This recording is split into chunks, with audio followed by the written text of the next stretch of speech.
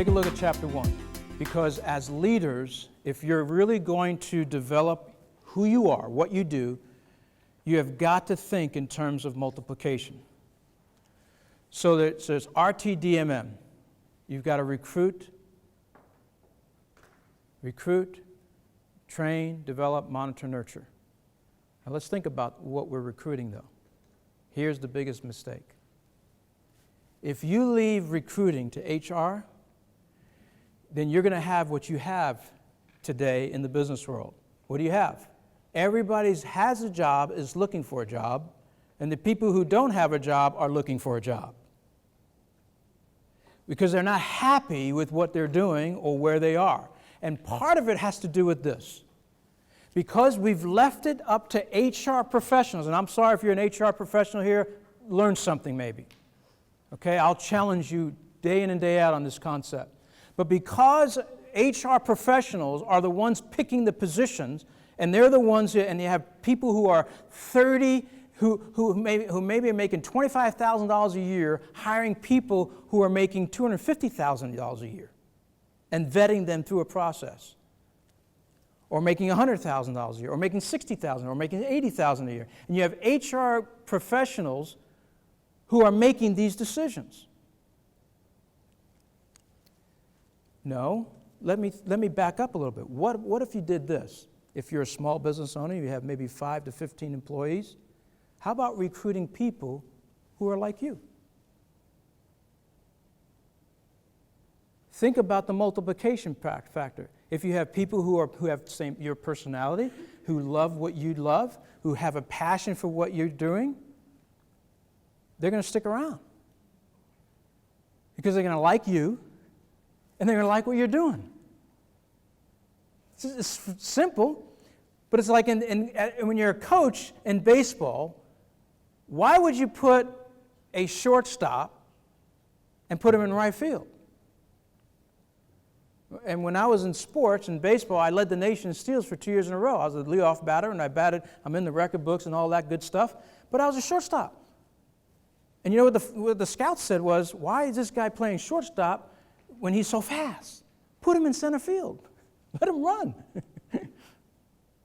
Smart guys. They figured it out, how to put a guy in the best position possible. Yeah, you put me at shortstop. I always play short because I had the best glove. I played the best, I grabbed ground balls, and that's how it worked. But my best position was center field. But I didn't get to play there until late in my college career. When the pro scouts got interested. Because they figured out, this guy can run. He runs like the wind. Let him go. Just get him out there. And here's the deal. And what I'm mirroring here is that you ought to look in the mirror, look at who you are, look at what you're all about, and then find people like you. Find people like you. If you're in a small organization, find people like you. You can't make a mistake with a hire. If you got an organization of 5 to 15, you can make a mistake of 10,000 employees. You can make a lot of mistakes with 10,000 employees. But you can't make a mistake if you're a business owner by yourself and you're hiring your first or second or third or fourth or fifth people.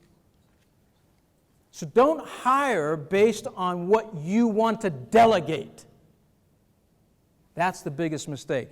I've got these tasks, I'm tired of doing them, let me find somebody to do it. I'll get an administrative assistant who can help me do these things. No. Find somebody like you that has your passion for your vision, for your product, for your company, for what you're all about, and find somebody that can fill some skill sets that you need, but more importantly, skill sets that you can develop.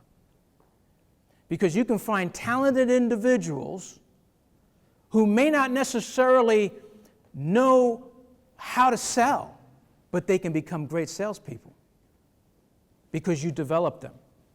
You recruit and you train. Training, as Robert pointed out earlier, is so important to the success of your business. But you know what? It's not doing what the HR people do. Here's what HR does. They develop a training manual. I got a training manual in my former company that was this thick, and I laughed, and I never read it. I said, don't give me this. You know what I did? I went one-on-one with the top 5 salespeople in that company, and I sat down with them for lunch. I said, how do you sell this thing? And they gave me everything I needed. Boom, boom, boom, boom. Here's what you do. And they told me everything to do. That was training. They were imparting revelation to me. They were imparting understanding to me. They were imparting to me what I needed to be successful. That's impartation. That's true training. Not regurgitating knowledge. Regurgitation of knowledge is useless.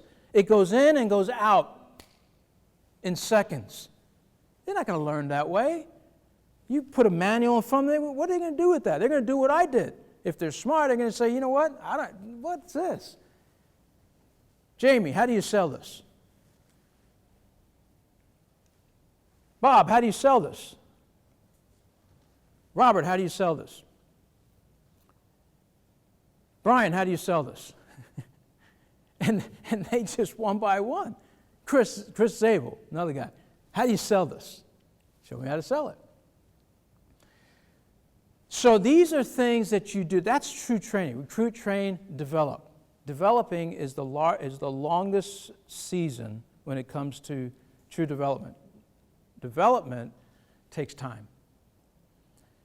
You've got to go on these walks. You take a person out to coffee. You take them out to lunch. You go for a walk. Hey, let's go for a walk. I just got to talk to you about the business. Let me help you. Tell me a little bit about what you're doing. Tell me about what your position is. Tell me what you're doing in your position. What are some of the obstacles you're facing? What are some of the things that are going on, right or wrong? How do I help you be successful? You know what CEOs like to do? They're more interested in an HR documentation of what you did wrong instead of developing you. My dad was an IBMer for 33 years. One of the most successful. In fact, he was the highest ranking minority in the company when he retired in 1986, when it meant something. And my dad tells me the story about what happened when the CEO found out that the second in command had cost him $680,000. And they said to him, are you going to fire him? And his answer was profound. It's the difference between 20th century and 21st century. His answer was this: why would I fire someone that I just invested $680,000 to train them? Why would I do that? And he and that individual went through a training process, so that mistake would never happen again, and instead there would be a very positive outcome. And of course, IBM has had a very positive outcome in the 80s and 90s.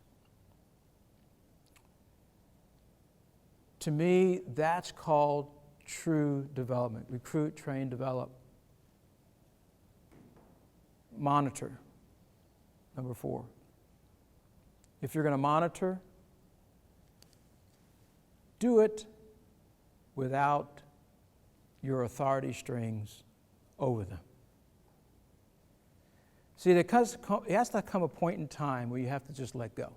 If you're a CEO and you're watching this by video, let me tell you something. If you can at least understand this principle, that monitoring involves letting people make mistakes whom you want to take over for your department or for your organization. Think about your department. If you're in IT, who are you developing right now to take your place? If you're in marketing, who are you developing to be the chief marketing officer?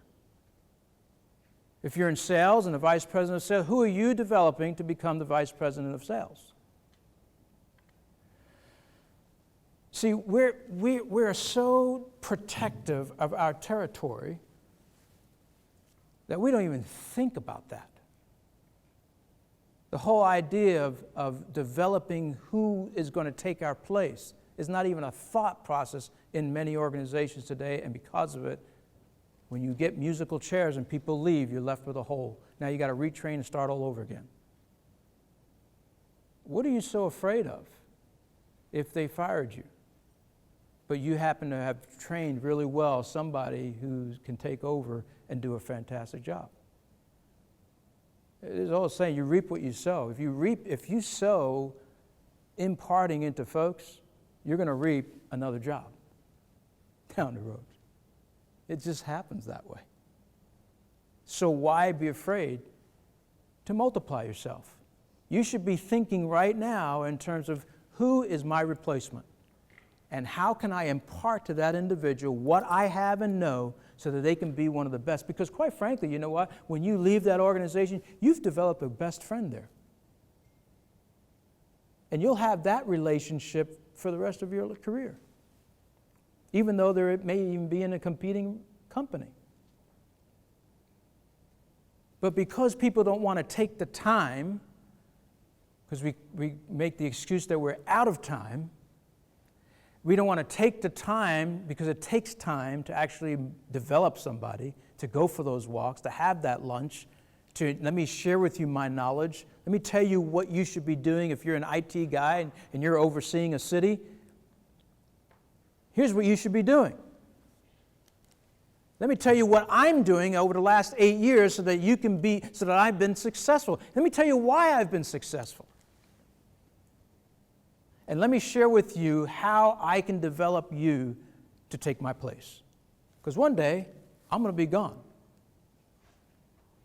And I want this thing to move forward and not backward.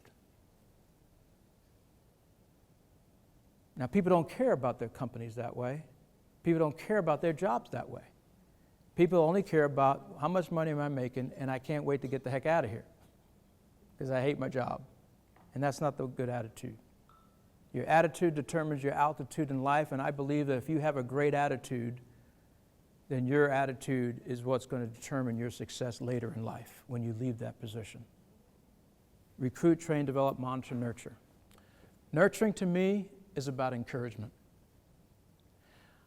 I am blessed and honored, and I've got 30 seconds to wrap this up, and I want to wrap it up this way. I am blessed and honored to have my wife, my sister, and my cousin here in attendance today. They are to me encouragement, and I love them, and I love them for being here. And I tell you, and not only that, but I also have my best friend's wife, Carolyn, and I have one of our folks that my wife and I mentor, that's Reese here. Because my wife and I believe in mentoring. That's what I've been doing for 35 years. We just do it at all these different levels. And because of it, I've had a very, very, very, very rich life. So you have to ask yourself, what kind of life are you going to lead? And if it's as a leader, if you want to, in chapter 1, I'm really going to challenge you in chapter 1. I'm going to challenge you to stop leading by position and start leading by personal development and find your replacement now so that you can multiply your business in the future.